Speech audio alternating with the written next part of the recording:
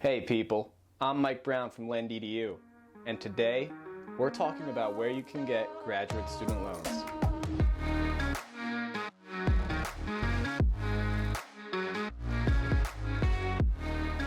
After sending in your FAFSA, grad students will usually have access to two types of federal student loans for graduate school.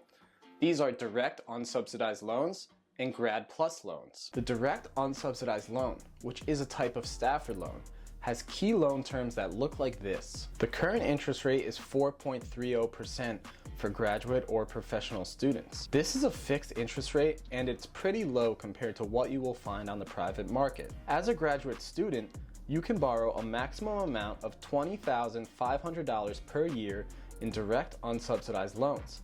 And the maximum aggregate limit for both subsidized and unsubsidized loans, which includes all undergrad and grad loans you've taken out, is $138,500. With those limits being said, grad students enrolled in certain health profession programs may receive additional direct unsubsidized loan amounts each year beyond the limits shown above. To be eligible, you, the grad student, must be enrolled at least half-time in an academic program that confers a degree or certification and that participates in the direct loan program. Your credit score is not a factor in determining your eligibility for direct unsubsidized loans. The current origination fee on these loans is 1.057%.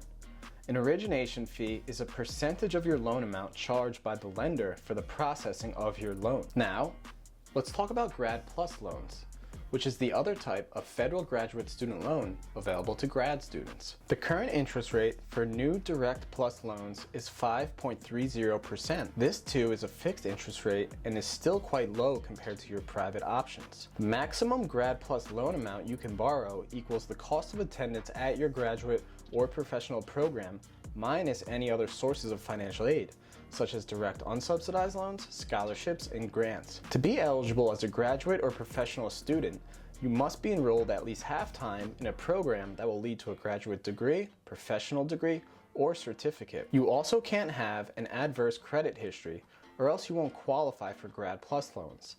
This is different than with direct unsubsidized loans, which don't require a credit check. The current origination fee on these Grad PLUS loans is 4.236%. Now let's talk about private graduate student loans, which should only be considered after you've maxed out your federal graduate student loan options, because in the private market, you're typically going to deal with higher interest rates and less protections and benefits. When it comes to private graduate student loans, the most important thing that you can do is to shop around and compare multiple student loan lenders. Compare and research interest rates, repayment terms, eligibility requirements, and loan amounts, because these things will vary from lender to lender. Try to pre-qualify for a few different private student loan lenders and then submit your application to the lender that gives you the most favorable loan terms. This is because each time you submit a private student loan application, the lender is going to run a hard credit inquiry, and this damages your credit score. Because of this, you want to limit the amount of applications you submit. And in regards to private graduate student loan terms and rates, here's what you can generally expect to see. Fixed interest rates ranging roughly from around 3.49% to around 13.57%. Variable interest rates ranging roughly from around 1.37% to up over 13%. Loan amounts ranging roughly from 1,000 to 100% of the school certified cost of attendance. Repayment term lengths ranging roughly from 5 years to 15 years. In-school repayment options ranging from deferment to monthly interest repayments, monthly $25 payments, or even full payments. Grace period after graduating ranging from 6 to 9 months. Possible cosigner release after a certain number of on-time payments. Each lender may have its own unique benefits ranging from auto-pay rate reduction to skipping a payment per year. When it comes to financing your graduate degree, there are quite a few options, whether it be through federal graduate student loans or private graduate student loans.